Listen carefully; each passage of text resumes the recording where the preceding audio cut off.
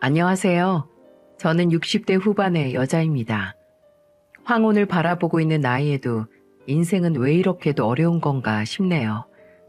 60년 넘게 살았으면 세상 만사에 일희일비하지 않고 살 수 있을 것 같은데 사는 데는 정답이 없어서 어려운 것 같습니다. 일찍 남편 먼저 보내고 혼자서 아들 키우느라 산전수전 겪을 만큼 겪었다고 생각했어요. 돌이켜보면 아들 하나 번듯하게 키워보려고 제 인생은 뒷전이었어요. 그래도 다행인 건 하나뿐인 아들이 기특하게도 너무 잘 자라줬다는 게 위로가 될 때가 있죠. 자갈 길은 내가 걸을 테니까 우리 아들은 편한 길로만 가게 키우고 싶었습니다. 아마 자식을 둔 모든 엄마의 마음 아닐까요? 이런 엄마의 마음을 아는지 제 아들은 효심 깊고 성실한 아들로 자랐고 취업난에도 단번에 대기업에 취업했습니다. 엔지니어로 일하는 아들은 보기만 해도 제 배가 다 불렀죠. 그런데 건실한 대한민국 청년이 된 아들을 보면서도 걱정이 하나 있었습니다. 이름만 들어도 알 정도인 대기업에 취업해놓고 또 무슨 걱정이 있었나 싶으시죠? 아들은 남자치고는 키가 좀 작은 편이에요. 요즘 교복 입고 지나가는 학생 애들만 봐도 우리 아들보다 작은 남학생이 없는 것 같았어요. 왜냐하면 아들은 키가 162 정도로 유독 작았죠. 학교 다닐 때도 키가 작아서 맨 뒷줄에 서곤 했었는데 그래도 공부로는 1등을 놓친 적이 한 번도 없었어요. 저는 부모니까 아무래도 공부 잘하는데 뭐가 문제인가 싶었습니다. 사실 엄마인 제 눈에 미운 구석이 있었겠습니까? 그런데 아들이 30 후반이 넘도록 도통 여자를 못 사귀는 겁니다. 그래도 대기업을 다녀서 소개 자리도 많이 들어왔어요. 하지만 그때마다 아들은 밥만 먹고 집에 금방 들어오는 게 아니겠어요? 아들한테 물어봐도 제대로 속 시원하게 말을 안 해주니까 답답한 마음에 주선 내준 친구한테 전화를 해봤어요. 그러자 그날 아들한테 여자를 소개시켜줬던 주선자는 난감한 목소리로 말하더군요. 그게 키 작은 건 어떻게 해보겠는데 얼굴이 자기 스타일이 아니래. 우리 아들 얼굴이 어때서? 그리고 키도 162라고 미리 말해줬잖아. 근데 또 이게 들었을 때는 괜찮았는데 실제로 보니까 너무 작았나 보지. 그리고 솔직히 얼굴도 반반한 얼굴이 아니잖아. 얼굴 뜯어먹고 살 거야? 우리 아들 대기업 다니고 연봉도 엄청 높아. 남자가 경제적 능력이 있으면 되는 거지. 처자식 굶겨 죽이는 놈들이 천진데 우리 아들 같은 성실한 사람이 진국이지. 저는 속상한 마음에 자리를 주선해준 친구에게 괜한 소리를 하고 말았어요. 제가 생각해도 요즘은 여자들도 돈 벌고 사는 세상인데 아들의 능력만 보고 좋아해줄 여자가 어딨겠나 싶었습니다. 하지만 제 눈에 안경이라고 아들이 저한테는 어디 빠짐없는 사람 같았어요. 그런데 아들은 선자리에 나갈 때마다 상처만 받고 돌아왔어요. 저도 속상한 마음에 풀이 죽어서 들어오는 아들을 보면 정말 속상하더라고요. 그래서 한 번은 선을 보고 들어온 아들을 붙들고 물어봤죠. 오늘은 또 왜 이렇게 일찍 들어왔어? 그냥 커피만 마시고 들어왔어요. 밥이라도 먹으면서 이야기 좀 해보지 그랬어. 급한 일 있다고 간다는데 어떡해요. 이제 선도 안 볼래요. 그냥 결혼 안 하고 엄마 모시고 살래요. 풀이 죽은 아들의 모습을 보는데 마음이 찢어지는 것 같더군요. 키 작고 좀 못생긴 아들이었지만 속은 누구보다 진국인 아들이었는데 상처만 받게 한 것 같아서 정말 미안하더군요. 아들은 이제 선도 안 보겠다며 말했고 저도 더 이상 아들에게 선보라고 말하지도 않았습니다. 인연이 있다면 다 알아서 만나지 않겠나 싶었어요. 그러던 어느 날 우리 아들만한 키에 뚱뚱했던 친구 아들이 결혼하게 됐다면서 청첩장을 보내왔습니다. 그래서 저는 친구에게 어떻게 만났냐고 물었더니 결혼정보 업체를 통해서 만났다는 게 아니겠어요? 친구는 저한테 호들갑을 떨며 말했습니다. 나도 여기저기 주선 받고 해봤는데 결혼정보 업체가 제일 편하더라. 서로 조건 맞춰서 가는 거니까 우리 아들도 거기 등록하고 2달 만에 가는 거야. 거기가 어딘데? 우리 아들도 회사도 번듯한 곳 잘만 다니는데 맨날 방구석에만 있으니까 거기라도 가봐야 하나? 일단 등록해봐. 상담도 잘해줘서 아마 아들이랑 맞는 사람 연결해 줄 거야. 저는 친구를 통해 알게 된 결혼정보 업체에 전화해서 아들 프로필을 등록했어요. 이번이 정말 마지막이라는 심정으로 등록했던 겁니다.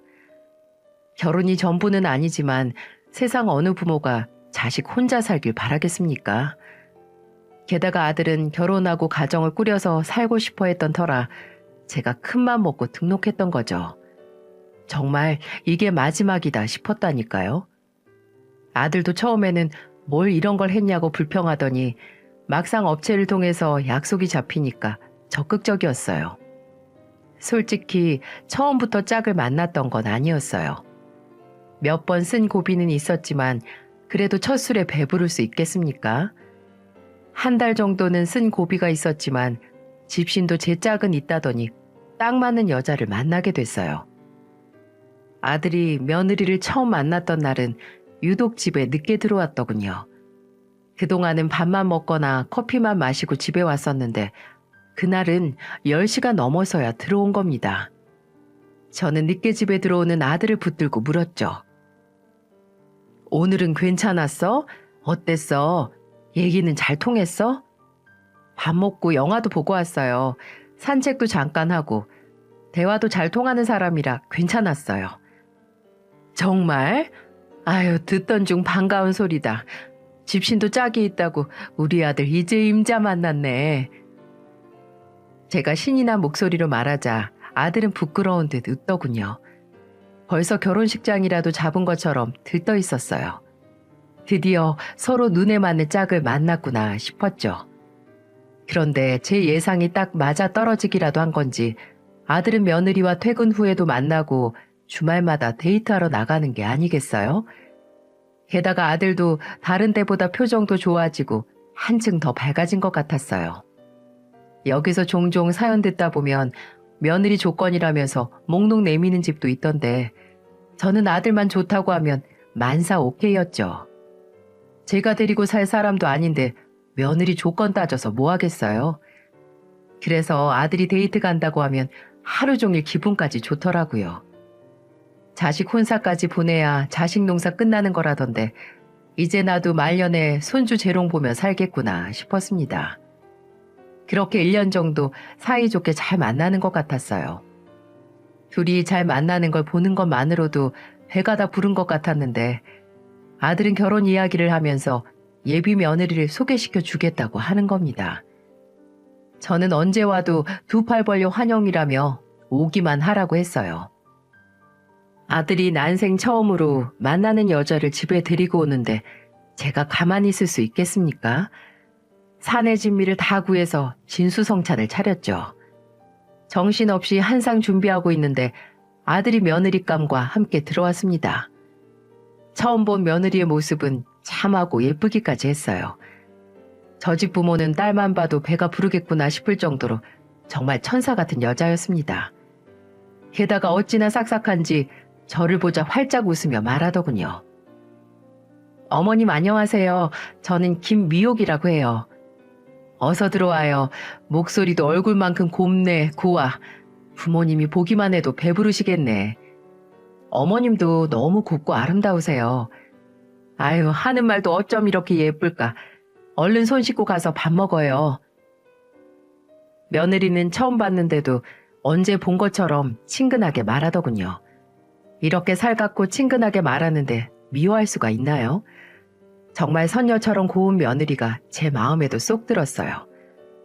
아들은 저와 며느리가 금세 친하게 이야기하는 모습을 보자 따라서 환하게 웃더라고요. 오랜만에 집안에 새로운 사람이 오니까 괜히 들떴었죠. 주방으로 2 사람을 데리고 왔는데 며느리는 식탁에 앉으며 말했습니다. 어머님, 뭘 이렇게 많이 준비하셨어요? 누가 또 와요? 아유, 예비 며느리가 인사 온다는데 내가 할 수 있는 게 요리뿐이니까 잘 먹이고 싶어서 그랬지. 이럴 줄 알았으면 외식을 할 걸 그랬어요. 괜히 어머님 부담만 드린 것 같네요. 아니야, 부담은 무슨 부담. 얼른 천천히들 먹어. 아들도 저를 보며 너무 많이 차린 거 아니냐며 입이 벌어지는 소리를 하더라고요. 이게 다 부모 마음 아니겠어요? 둘이 나란히 앉아서 제가 차린 음식을 먹는 걸 보니 가슴이 다 찡했습니다. 서로 반찬 그릇을 앞에 끌어다 놔주며 챙겨주는데 이제 정말 제대로 짝을 만났구나 싶었어요. 제 눈에는 두 사람이 천생연분처럼 보였습니다. 그날 이야기를 들어보니 이미 아들은 처가댁에도 다녀왔다고 하더군요. 거기서도 아들을 마음에 들어했는지 상견례 날짜까지 속전속결로 잡았습니다. 그 당시 아들은 40이었고 며느리는 36이었어요. 홍기가 꽉 찬 나이라 결혼식 날짜도 3개월 뒤로 하기로 약속을 했답니다. 그렇게 두 사람은 양가의 축복 속에 결혼했어요. 보통은 딸 보내는 엄마들이 많이 운다고 하죠. 저는 아들 장가 보내면서 전쟁터 보내는 엄마처럼 펑펑 울었답니다. 남들이 보면 아들이 팔려가는 줄 알았을 거예요. 하지만 그동안 아들이 퇴짜도 많이 받고 기죽어 살다 장가 가는 걸 보니까 이제 한시름 놓겠구나 싶었던 것 같네요. 그래서 결혼식 날 신부 엄마보다도 더 울었던 것 같습니다. 며느리네 집도 안사동과 큰오빠 그렇게 세 식구만 있다 보니까 결혼식은 단출했습니다. 둘 다 홀어머니 밑에서 잘 자란 만큼 서로를 의지하며 잘 살길 바랬어요. 마음먹은 아들 장가 보내고 자식 농사 끝났으면 제가 이렇게 사연을 썼겠습니까? 과부 팔자에 바람 잘 날 없다더니 제가 딱 그 팔자였어요. 참한 줄만 알았던 며느리는 제 예상과는 완전히 다른 사람이었답니다. 이게 정말 안 당해보면 모릅니다. 남의 이야기 듣다 보면 처음에 그런 낌새도 못 느꼈냐고 많이들 묻는데 작정하고 덤비는 사람, 당할 사람 있겠습니까? 늦게 얻은 며느리 중에 이런 사람 또 있을까 싶을 정도로 싹싹했어요. 게다가 집안의 대소사는 다 기억하고 먼저 저한테 연락할 정도였죠. 며느리도 일반 회사에 다니고 있었는데도 집안일에는 가장 먼저 나서는 겁니다. 결혼하고 처음으로 남편 기일이 다가올 때였는데 며느리는 저에게 먼저 전화해서 이런 말을 하더라고요. 어머님, 다음 주 수요일이 아버님 기일인데 제가 하루 휴가 내고 오전에 같이 시장 보러 가요. 뭘 휴가까지 써. 그냥 나 혼자 준비해도 괜찮으니까 퇴근하고 저녁에 네 남편 데리고 같이 와라. 저 결혼하고 처음 준비하는 건데 저도 같이 준비해야죠. 그리고 벌써 휴가 낸 거라서 무르지도 못해요. 안 그래도 되는데 뭘 그렇게까지 했어. 아버님께 인사 제대로 드려야 눈도장을 찍잖아요. 제사 음식은 저도 어릴 때부터 준비해봐서 음식도 저 잘해요. 저랑 준비하시면 금방 하실 거예요. 그럼 수요일에 뵐게요. 남편 기일도 미리 알아두고는 먼저 챙기는 며느리가 너무 고마웠어요. 요즘 며느리들 시댁 오는 거 불편해한다고 해서 나름 걱정스러웠는데 먼저 본인이 준비하겠다고 나서는데 싫어할 구석이 없었습니다. 정말 휴가까지 내고 온 며느리 덕에 그날은 저도 수월하게 음식 준비를 끝낼 수가 있었어요. 어찌나 손이 야무지고 빠른지 혼자서 척척 그 많은 음식을 다 할 정도였습니다. 며느리 덕에 편하게 제사 잘 지내고 밥까지 든든히 먹고 거실에 다 같이 앉아 있는데 벌써 해가 넘어간 거예요. 그래서 저는 며느리를 보며 이렇게 말했습니다. 괜히 제사 지낸다고 휴가까지 썼는데 시댁에서 힘만 뺀 거 아니니? 쉬지도 못하고 내일 출근도 할 텐데. 제가 며느리인데 당연히 해야죠. 결혼 전에도 많이 했어요. 앞으로 명절도 걱정 마세요, 어머니. 결혼하고 시댁 행사에 자발적으로 나서주는 며느리가 전 그저 고마웠어요. 늦게 본 며느리가 이렇게 집안 행사에 먼저 적극적으로 해주니까 그저 좋을 뿐이었어요. 하지만 이랬던 며느리 실체가 하나씩 드러나기 시작했던 건 술에 취한 아들로부터 걸려온 전화로부터 시작됐어요. 평소 술이 약해서 술을 멀리하던 아들이 술에 잔뜩 취한 채로 한밤중에 저한테 전화를 했던 겁니다. 무슨 일인가 싶어서 놀란 목소리로 아들에게 물었어요. 무슨 일 있어? 안 마시던 술을 그렇게 마셨어. 저 어떡해요? 오늘 퇴근하고 왔더니 집에 뭐가 와 있는 줄 아세요? 왜? 뭔데 그래? 속 시원하게 말 좀 해봐. 대출 독촉장이요. 아내 앞으로 빚이 산더미예요. 저는 깜짝 놀라고 말았습니다. 며느리는 평소 사치를 부리지도 않고 검소했는데 대체 어디서 감당 못할 빚이 생겼나 싶었거든요. 그래서 아들에게 우선 며느리에게 확인해봤냐고 물었더니 이미 다 확인했다며 저에게 사실대로 털어놨어요. 옛날에 옷장살 했었는데 망했었대요. 그때 진 빚이 지금까지 있었는데 결혼 준비도 빠듯하게 해서 그동안 대출금을 못 내고 있었다는데 계속 물어보니까 빚이 5천이나 된다니까요. 세상에 5천이나 된다고? 그 빚을 전부 다 어떡하냐. 독촉장이 올 정도면 많이 밀린 거 아니냐? 전화도 계속 오고 매일같이 독촉장이 날아오는 통에 못 살겠어요. 저도 신혼집 얻는데 돈을 다 써서 큰 목돈도 없는데 엄마 죄송한데 한 번만 도와주세요. 아들이 술을 잔뜩 마시고 저에게 했던 말들은 상상 이상이었어요. 통화를 하는 내내 뒤에서는 며느리가 우는 소리가 들렸습니다. 아들은 며느리와 크게 싸운 것 같았고 우선 저는 둘이서 대화를 잘해보라고 말했어요. 그리고 며칠 뒤 며느리는 저한테 전화로 풀이 잔뜩 죽은 목소리로 말했습니다. 어머님, 죄송해요. 제가 생각이 깊지 못했어요. 솔직하게 말씀드리고 했어야 했는데 이건 네가 잘못한 거 알고 있지? 부부간의 작은 일이라도 비밀로 하면 안 되는 거야. 제가 정말 죄송해요. 다 말하면 결혼 못할까 봐 너무 좋아서 숨기고만 싶었어요. 그래도 그러면 안 됐지. 둘이 얘기는 잘한 거야? 네, 우선 독촉장이 오니까 사내 대출이라도 알아볼게요. 대출을 대출로 막으면 그게 갚는 거냐? 우선 내가 보낼 테니까 급한 것부터 갚어. 그리고 앞으로 돈 문제나 다른 일로 절대 비밀 만들지 말고 남편이랑 상의부터 해. 부부는 그렇게 사는 거야. 저는 며느리에게 앞으로는 절대 작은 비밀도 만들지 말라며 신신당부를 했습니다. 그리고 돈 5천은 제가 빌려주기로 했어요. 대출을 대출로 갚으면 그게 급한 불만 끄는 건데 살 수나 있겠습니까? 그래서 저는 아들을 위해서라도 며느리 빚을 갚아줬죠. 술도 못 마시는 아들이 술까지 마실 정도면 충격이 꽤 컸을 것 같았어요. 게다가 빚도 사치 부리다 생긴 빚도 아니고 젊은 날에 잘 살아보겠다고 도전하다 생긴 빚인데 그 정도는 갚아줄 수 있다 싶었습니다. 아들도 제가 보낸 돈을 받고는 전화해서 감사하다며 말을 하는데 이제는 정말 아무 일도 없을 줄 알았죠. 그런데 제가 우연히 아들 집에 갔다가 충격적인 걸 보고 말았어요. 아들이 사는 신혼집은 제가 사는 집과 가까웠는데 반찬을 좀 만들어서 가곤 했거든요. 마침 주말이라 며느리가 집에 있어서 반찬을 챙겨서 갔습니다. 집에 도착하자마자 주방으로 가서 가져온 반찬을 정리하고 식탁에 앉았어요. 그런데 식탁에 앉았는데 바닥에 종이가 툭 떨어지길래 들어서 펼쳤더니 카드 내역서였어요.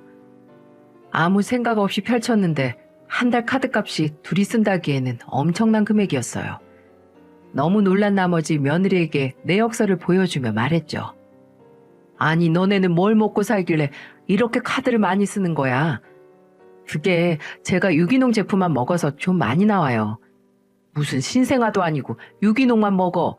그냥 잘 씻어 먹지. 요즘 농약 쓰는 거 잘못 먹으면 병나요. 큰일 날 소리 하세요. 며느리는 오히려 저를 이상하게 보듯 말하는데 저도 모르게 제가 잘못 생각하는 건가 싶었습니다. 그런데 얼마 전까지 5천만 원으로 전전긍긍하던 애가 유기농 따져가며 먹는다는 게 말이 됩니까? 저는 그래서 며느리를 앉혀놓고 말했어요. 둘이 쓰는 생활비가 이 정도인데 나중에 애라도 나오면 어떻게 살려고 그래? 이제부터라도 아껴 써. 그래도 어떻게 먹던 음식을 바꿔요. 갑자기 아토피라도 생기면 어쩌라고요. 너 어릴 때 그런 거 안 먹어도 이렇게 컸잖니. 살림 제대로 꾸리려면 새는 돈부터 막아야지. 요즘 네 남편 돈 벌겠다고 주말에도 일하잖아. 쉬지도 못하고 일하는 사람이 있는데 아낄 건 아껴. 아들은 평소에도 안 그랬는데 결혼하고 나서는 부쩍 주말에도 출근하고 야근도 많이 하더라고요. 걱정스러운 마음에 혹시 또 빚이라도 있었나 싶었죠. 그런데 며느리가 돈은 쥐꼬리만큼 벌면서 월급의 3배가 넘는 돈을 쓰고 있는데 아들이 쉴 틈이 있었겠습니까? 그래서 저는 며느리에게 악역을 자처하면서 단호하게 말했던 겁니다. 며느리는 자기도 돈을 벌고 있어서 괜찮다고 했지만 이미 자기 월급을 뛰어넘는 소비부터가 말이 안 되는 거 아닌가요? 저는 며느리에게 단호하게 말했고 며느리는 일단 알겠다고 하더군요. 원래는 저도 참견하고 싶지 않았지만 대출 사건 이후로 돈 문제에 좀 예민해졌어요. 하지만 이 문제는 제 아들에게도 분명하게 말해야 할 것 같아서 전화를 걸었습니다. 그런데 그날따라 아들이 힘이 하나도 없는 목소리로 전화를 받더군요. 걱정스러운 마음에 아들에게 말했습니다. 너 왜 피죽도 못 얻어먹고 다니는 사람처럼 힘이 없어. 오늘 잠깐 들렀는데 유기농 써있는 것만 먹고 산다더니. 요즘 주말마다 일을 했더니 피로가 좀 안 풀리네요. 쉬엄쉬엄 해라. 넌 일만 하지 말고 집에서 새는 돈도 좀 단돌이 하고 카드값이 둘이 살면서 그렇게 많이 쓰면 돈을 도대체 언제 모아? 생각보다 생활비가 많이 드네요. 아내가 이것저것 원하는 것도 많고. 그걸 왜 다 맞춰주고 있어? 너도 할 말은 좀 하고 살아. 아들은 돈에 미친 사람처럼 돈만 버는데 며느리는 정시 퇴근하면서 실컷 다 쉬고 사는 것 같았어요. 그래서 저는 아들에게도 생활비 좀 잘 챙기라고 말할 수밖에 없었고요. 제 말에 아들은 알겠다고 말하면서도 한동안 일을 줄이지 못하는 것 같았어요. 결혼 전에는 취미생활도 하면서 지냈는데 요즘 회사랑 집만 왔다 갔다 하는 걸 보니 걱정스럽더군요. 그렇게 결혼하고 2년이 흐르는 동안 아들은 점점 말라가고 있었어요. 제가 아들을 붙들고 캐물어봐도 별일 없다고만 하는데 환장할 노릇이었습니다. 보통 남자들 결혼하면 살도 찌고 인상도 좋아지지 않나요? 저희 아들은 살은 쭉쭉 빠지는 데다 스트레스도 심한지 머리까지 빠지는 것 같았어요. 그렇다고 제가 장가간 아들 어떻게 사나 매번 물어볼 수도 없는 일 아니겠어요? 그래서 저는 결혼 생활 내내 말라만 가는 아들을 보며 속이 타들어갔어요. 물어도 괜찮다고만 하는데 무조건 며느리 탓만 할 수도 없었습니다. 그런데 정말 제 속을 까맣게 태우는 일이 벌어지고 말았어요. 아들이 건강검진을 받는 도중 위암이 의심된다는 결과를 받게 됐다는 겁니다. 우선 병원에 가서 정확한 검사를 받아야겠지만 위암이 의심된다고 하니까 눈물이 흐르더라고요. 그렇게 아들이 검사를 받고 왔는데 위암 진단을 받았다며 제게 전화를 했습니다.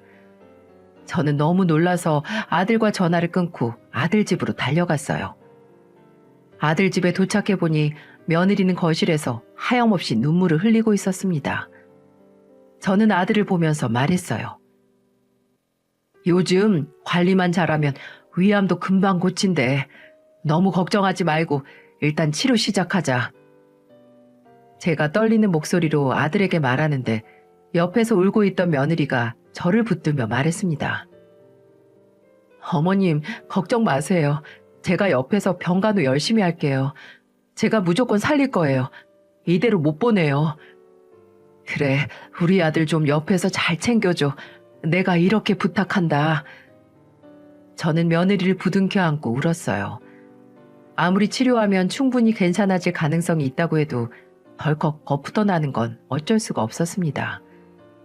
그래도 며느리가 옆에서 잘 지켜준다니 고마웠어요. 실제로 아들 항암 치료도 같이 가지고 예전보다 끼니도 더 신경 써주는 것 같았죠. 매번 아들한테 뭘 어떻게 챙겼는지 사진까지 알아서 보내는 거예요. 저는 며느리에게 안 그래도 된다고 몇 번 말했지만 이렇게 해야 저도 안심하고 있을 것 같다며 보내겠다고 고집을 부리더군요. 제가 못하는 걸 며느리가 해주니까 고맙긴 하더군요. 그런데 한두 달쯤 지났을 때 며느리가 저한테 폭탄 선언을 했습니다. 어느 날 며느리한테 전화가 왔는데 심각한 목소리로 운을 떼길래 아들한테 무슨 일이 생겼나 싶었죠. 이런 제 예상과 달리 며느리는 갑자기 오해를 하면서 제게 이런 말을 했답니다. 요즘 저희 친정이 망하기 직전이에요. 친오빠가 크게 사기를 당했는데 사채업자들이 친정집까지 찾아와서 협박까지 하고 간대요. 정말 염치 없는 거 아는데 어머니, 저 1억만 빌려주시면 안 될까요? 이게 무슨 자다가 봉창 두드리는 소리입니까? 아들의 위암으로 안 그래도 심란한데 사돈네 집이 망하기 일보 직전이라니 정말 난리도 아니었습니다. 갑작스러운 며느리의 부탁에 저는 침착하게 물었어요. 갑자기 1억이 어딨어? 저번에도 내가 네 빚 때문에 5천이나 해줬는데. 제가 너무 급해서 그래요. 정말 염치 없고 면목 없는 거 제가 제일 잘 알아요. 정말 한 번만 도와주세요. 이번만 도와주시면 살면서 돈으로 부탁드릴 일 없을 거예요. 이건 내가 생각 좀 해보마. 이런 식이면 앞으로 너도 돈 문제 생기면 나만 찾겠다. 내가 은행도 아니고 나도 돈 쌓아두고 사는 사람 아니야. 돈 무서운 줄을 알아야지. 며느리는 제가 생각해 보겠다는 말에 제발 부탁드린다며 사정을 하더군요. 하지만 저라고 1억이라는 돈을 아무리 며느리라지만 쉽게 빌려줄 수 있겠습니까? 그래서 저는 아들에게 돈 문제를 상의하려고 따로 불러냈어요. 그런데 아들의 반응이 제 예상과는 달랐습니다. 며느리가 저한테 했던 말을 그대로 아들에게 말했더니 아들은 심각한 목소리로 대답했어요. 우선 그 돈 빌려주지 마시고 기다려보세요. 제가 요즘 아내가 좀 수상해서 심부름센터 통해서 뭘 좀 알아보고 있어요. 뭐? 네가 그렇게까지 알아볼 게 뭐길래 심부름센터를 다 알아봤어. 요즘 병가를 내고 쉬다 보니까 오래 붙어 있잖아요. 그런데 뭔가 숨기는 게 있는 것 같아서요. 아들은 저에게 며느리가 숨기는 게 있는 것 같다며 말했고 저는 놀라고 말았어요. 그동안 아들이 옆에서 직접 겪었던 며느리는 제가 듣기만 해도 수상하긴 했습니다. 둘이서 집에 있는데 핸드폰을 손에서 놓질 못하고 비밀번호까지 걸었다고 하네요. 그리고는 잠깐 주방에 간 며느리 핸드폰에 전화벨이 울리길래 아들이 가져다 주려고 했더니 주방에서 거실로 뛰어오면서 이렇게 말했답니다. 왜 남의 핸드폰을 봐? 부부 사이에 사생활이 있어야 되는 거 아니야? 전화를 받은 것도 아니고 무슨 사생활까지 말해. 핸드폰에 개인정보가 얼마나 많은데 앞으로는 함부로 보지 마. 전화가 와도 내가 알아서 받을 테니까 받지도 말고. 며느리는 이렇게 말하면서 핸드폰이 마치 분신이라도 되는 것처럼 손에서 놓질 않았다는 거예요. 게다가 이뿐만이 아니었답니다. 솔직히 핸드폰 숨기는 것만 보고 심부름센터까지 찾아갔겠어요? 아들이 정말로 뒷조사를 해봐야겠다고 다짐했던 건 며느리가 친정에 일이 있다며 갔을 때였다고 했습니다. 친정에 일이 생겼다며 친정을 가겠다고 나갔는데 친정만 가면 외박을 했던 거예요. 게다가 한 번은 친정에 간다고 나갔는데 아들의 처남이 전화와서는 며느리의 행방을 물었다는 거예요. 너무 황당해서 아들은 이렇게 말했다네요. 아니, 친정 간다고 갔는데 친정 안 갔어요? 매제한테 친정 간다고 했다고? 난 들은 게 없는데. 그럴 리가 없어요. 지금 여기에도 없거든요. 내가 뭘 잘못 알았나? 직접 통화해 볼게.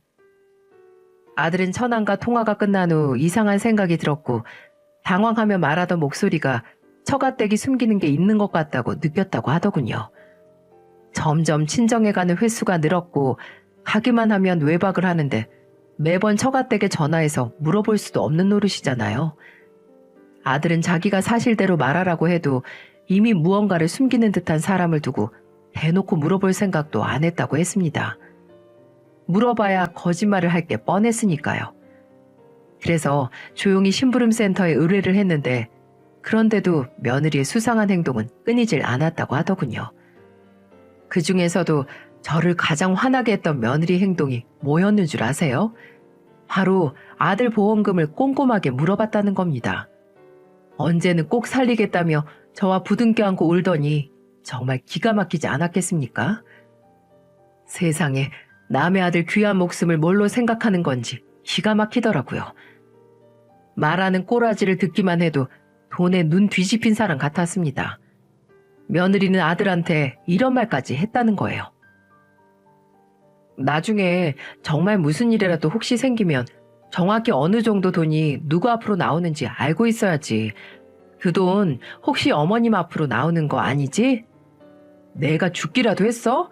누구 앞으로 얼마가 나오는지가 왜 궁금한데? 그리고 당신이랑 산 세월보다 어머니랑 산 세월이 긴데 어머니가 받는 게 당연하지. 꼭 내가 죽길 바라는 사람처럼 말하네? 누가 그렇다는 거야? 쓸데없이 분란 생길까봐 그러는 거지. 이게 정말 아픈 남편 걱정하는 아내 행동이라고 보여지시나요? 게다가 며느리는 아들한테 집 명의로도 황당한 요구를 했다고 했습니다. 우리 결혼하고 산 지도 벌써 2년인데 공동 명의로 해야 되는 거 아니야? 누구 명의로 하면 어때서? 같이 살고 있으면 되는 거지. 같이 살고 있으니까 명의를 같이 하는 게 좋지. 요즘 병원 다니느라 피곤하고 힘든데 명의 그냥 둬. 공동 명의 안 하면 내가 쫓아내는 것도 아니고. 갑자기 왜 그래? 그리고 당신 향수 하나밖에 없는데 어제랑 오늘 왜 향수 향이 달라? 당신이야말로 밖에서 뭐하고 돌아다니는 거야? 당신이 아파서 잘못 맡은 거야. 다르기는 뭐가 다르다고 그래. 계속 수상한 행동을 하는 며느리가 향수 향이 매번 바뀌는 것도 이상한데 공동 명의를 하자고 갑자기 말까지 하니까 더 이상해 보였다고 하더군요. 그래서 아들은 심부름 센터를 알아보게 됐고 지금은 뒷조사 중이라고 했습니다. 저는 그동안 사연으로만 종종 들어오던 일을 아들 입에서 직접 들으니까 온몸에 피가 마르는 것 같았어요. 이 와중에도 아들이 건강에 해가 될까봐 노심초사였죠. 너무 무리하지 말라고 아들한테 말했는데 아들은 걱정 말라며 오히려 저를 안심시키더군요. 이렇게 든든한 아들인데 왜 이런 일이 생기는지 운명이 참 원망스러웠습니다. 정확하게 증거를 잡기 전까지 며느리가 꼴보기 싫어도 꾹 참았어요. 그리고 얼마 뒤 아들 며느리랑 함께 병원을 갔는데 심부름 센터에서 아들에게 그동안 모은 사진, 영상을 전부 보내왔어요. 며느리가 잠시 수납을 하러 자리를 비운 사이 아들이 휴대폰으로 본 사진과 영상은 경악스러울 정도였어요. 사람 일 모른다는 게 사람 속을 몰라서 나온 말인가 싶을 정도로 기가 막히더군요. 왜냐하면 제 며느리가 한 번 결혼했던 여자였던 겁니다. 단순히 이혼만 했던 게 아니고 자식도 둘이나 있더군요. 정말 기가 막히지 않나요? 저는 아들이 해준 말을 언뜻 듣고 혹시 바람이 난 건가 생각했었습니다. 그런데 이건 뭐 바람은 애교로 들릴 정도로 엄청난 과거가 있는 사람이더군요. 더 웃겼던 건 이혼한 전 남편을 다시 만나고 있었던 거죠. 이것도 영상에 그대로 찍혀서 아들은 그걸 보고 절망하고 말았습니다. 전 남편 집을 들락날락거리는 며느리의 모습이 찍힌 영상을 본 아들 표정을 보자 저도 정말 화가 치솟았어요. 이 꼴을 보고도 인연을 제 아들 옆에 두고 있을 수가 없더군요. 저는 아들에게 이렇게 말했습니다. 이런 년 데리고 살 필요 없어. 당장 가서 그년 짐부터 다 빼버려. 공동명의는 웃기고 자빠지는 소리하고 있네. 어딜 넘봐 이 나쁜 년이. 저는 아들에게 당장 이혼하라고 화를 내면서 말했습니다. 그런데 제가 아들과 엄청난 증거를 가져온지도 모르고 수납하러 간 며느리가 구석에 가서 핸드폰을 만지고 있더군요. 그 꼴을 보자 전 남편과 연락 중인가 싶었어요. 진짜 눈으로 직접 보니까 더 황당하더라고요. 그래서 저는 아들과 함께 며느리한테 가서 뭐하고 있었냐고 물어보았죠. 그랬더니 저한테 뭐라고 했는 줄 아시나요? 불쌍한 얼굴로 저를 보며 말하더군요. 친정 어머니인데 혹시 1억 생각해 보셨어요? 저도 주변에 알아봤는데 돈 나올 곳이 하나도 없어서요. 1억? 그게 무슨 개 이름이냐? 나 그 돈 없다. 있어도 넌 안 빌려줄 거야. 이렇게 말하자 며느리는 표정을 싹 바꾸고는 갑자기 삐딱하게 말했어요. 그러면 저 이혼할게요. 그 돈도 못 빌려주시면 제가 어머님 아들이랑 같이 살 이유가 없어서요. 잘 됐네. 자기 입으로 이혼하겠다고 하니까. 너 앞에서는 불쌍한 척 하더니 뒤로는 이혼도 하고 애까지 낳고서 요즘은 또 두 집 살림 중이었지? 제가 이렇게 말하자 며느리는 갑자기 사색이 되는 겁니다.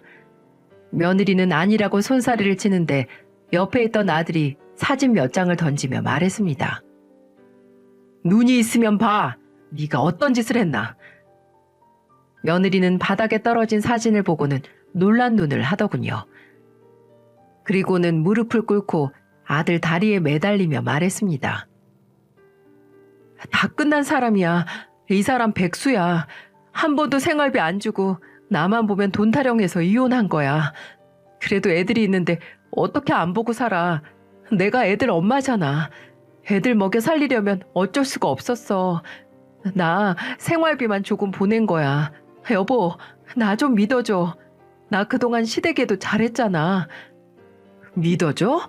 믿을 만한 짓을 해야 믿지. 내가 사진 몇 장으로 이러는 것 같지? 눈이 있으면 이것도 좀 봐. 아들은 끝까지 잘못한 거 없다며 우는 며느리에게 영상을 보여줬어요. 그러자 바람 피고도 오리발 내밀던 년이 본색을 보여주면서 말하더군요. 솔직히 너처럼 키 작고 못생긴 남자랑 누가 살아줘? 나니까 살아준 거야. 그리고 내가 너처럼 볼품없는 애랑 살아줬으면 두 집 살림에도 할 말 없는 거 아니야? 내가 살아준 것만으로도 고마운 줄 알아야지. 세상에, 이 말을 제 앞에서 내뱉는데 저는 정말 눈이 돌아가서 전혀 머리채를 휘어잡았어요. 위암으로 고생 중인 아들한테 막말을 내뱉고 있는데 가만히 지켜볼 엄마가 어디 있겠습니까? 병원 한가운데서 며느리 머리채를 잡고 뺨을 때리는데 글쎄 인연이 뭐가 잘났다고 제 뺨을 같이 때리는 게 아니겠어요? 결국 그날 경찰서까지 끌려가서 경찰 조사를 받았습니다. 살다 경찰서에 가게 될 줄은 꿈에도 몰랐어요. 그것도 병원 로비에서 머리채 잡고 싸우다가 갈 줄은 진짜 상상도 못했네요. 조사를 받으면서도 전혀는 뭐가 그렇게 당당한지 기가 막힐 뿐이었습니다. 저는 답답한 마음에 사기꾼 년한테 소리를 치며 말했어요. 망치려면 네 인생만 망치지 왜 엄한 내 아들까지 망치려고 작정했어? 아줌마, 아들 돈 좀 있어서 만난 거예요. 설마 내가 진짜 사랑이라도 해서 만난 줄 알았어요? 팔이 아무리 안으로 굽는다고 해도 그렇지 제대로 좀 봐요. 이 키에 저딴 얼굴로 누가 살아주나. 이렇게 생겨 먹었으니까 내가 전 남편이랑 바람난 거라고요. 나도 팔자 고쳐서 제대로 살아보려고 했는데 정이 안 가는 걸 어떡해요. 전 경찰서에서도 아들이 안 말렸으면 그 사기꾼년 머리채를 휘어잡을 뻔했어요. 겨우 조사를 마치고 나왔는데 분이 안 풀리더군요. 내 아들은 이렇게 위암까지 생겨서 아픈데 전혀는 멀쩡하게 살아있다는 게 화가 났어요. 한동안 밤잠도 설쳐가며 고민하다 큰 결심을 했습니다. 잠자는 사자의 코털을 건드렸는데 제가 교양 따지게 생겼습니까? 사기꾼년이 일하는 회사로 찾아가서 다 뒤집어 엎어버렸어요. 회사 입구에 서서 이렇게 외쳤습니다. 암 걸린 남편 버리고 전 남편이랑 바람난 년이 다니는 회사입니다. 사기 결혼한 직원 당장 몰아내세요. 그날 사기꾼년은 회사에서 해고됐어요. 이혼 전력도 숨기고 팔자 고치려다가 그야말로 인생이 나락으로 떨어지기 시작한 거죠. 이뿐만이 아니었어요. 소송도 그년한테 걸 수 있는 건 전부 걸었죠. 그런데 더 기가 막혔던 게 뭐였는 줄 아시나요? 글쎄 그 멍청한 년이 자기 전 남편이 양다리였던 것도 몰랐던 거예요. 글쎄 아들한테 전화해서 울며 불며 이런 소리를 했다고 하네요. 여보, 나 한 번만 좀 봐줘. 나도 사기죄로 그 자식 고소하고 싶은 심정이라고. 나한테 맨날 돈 타령하더니 그 돈으로 딴 년 만나고 있었어. 내가 살면서 빚 갚는 심정으로 살게. 나 한 번만 봐줘. 예정에 잠깐 흔들린 거지 좋아했던 거 아니야. 너 진짜 정신이라도 나갔니? 입만 열면 거짓말인 사람 데리고 어떻게 사는데. 그냥 지금부터 나한테 줄 위자료나 벌 생각이나 해. 어딜 다시 전화해서 합치자는 말을 해. 사기꾼은 얼굴이 철면피라 사기를 친다더니 아들한테 꾸역꾸역 전화해서 한 번만 봐달라는 소리를 했다는 거예요. 그래서 아들도 전화를 매몰차게 끊어버렸다고 했습니다. 지금은 모든 전화도 차단하고 집도 아예 이사를 해버렸어요. 철거머리 같은 처가에서 계속 찾아와서 어쩔 수 없이 집도 이사를 해버렸네요. 아주 사기꾼 집단이 따로 없지 않나요? 긴 소송 끝에 이혼하게 된 아들은 요즘 표정이 한결 더 좋아졌습니다. 게다가 꾸준한 치료로 건강도 많이 회복됐어요. 주말이면 저랑 둘이서 국내 여행도 즐기면서 지내고 있답니다. 얼마 전 제 생일이라고 현금 100만 원을 주면서 손편지까지 썼더군요. 아들의 편지를 읽은 저는 눈물을 뚝뚝 흘릴 수밖에 없었죠. 제가 어머니께 효도는 못 해드리고 큰 걱정만 끼쳐서 죄송해요. 부족하고 못난 아들 키우느라 힘드시죠? 이번 일 겪으면서 인생에서 가장 소중한 걸 깨달았어요. 제 인생에서 가장 저를 위해 주시는 어머니가 편히 지낼 수 있게 옆에서 꼭 제가 지켜드릴게요. 평생 어머니 옆에서 든든한 아들로 슈퍼맨이 되어드릴게요. 어머니 정말 사랑합니다. 저는 이 편지를 지갑 한켠에 넣어두고 다닌답니다. 힘든 시간을 둘이서 버티면서 저도 정말 생각했던 게 많아요. 아들이 꼭 장가를 가서 가정을 꾸려야 행복해질 거라고 생각했던 건 제 오만이었습니다. 저 먼저 떠나고 나면 형제도 없이 홀로 남을 아들이 걱정스러웠는데 차라리 지금이 더 괜찮은 것 같네요. 저런 년 데리고 평생 노예처럼 사느니 혼자가 낫지 않겠습니까? 아들도 이제는 결혼에는 관심도 없고 오로지 건강만을 최우선으로 생각하고 있어요. 한 번은 실수라고 해도 두 번은 실수가 아니라고 하죠. 사기꾼녀는 두 번이나 스스로 자기 인생을 망치고 멍청하다는 걸 보여준 겁니다. 옛말에 자식 둔 부모는 근심 말을 날 없다더니 딱 저를 두고 하는 말 같네요. 그래도 아들이 다시 건강해지고 회사도 잘 다니고 있어서 더 이상 바랄 게 없습니다. 지금은 살도 제법 쪄서 아주 건강해 보여요. 이제는 아들과 편안하게 황혼을 즐기려고 합니다. 시집장가 못 보낸 분이 있다면 너무 걱정하지 마세요. 보내만 놓는다고 다 잘 사는 것도 아니랍니다. 정말 세상에 이런 일이 다 있었다고 이제야 좀 편하게 이야기할 수 있게 됐네요. 다들 제 긴 사연 함께 해주셔서 감사합니다.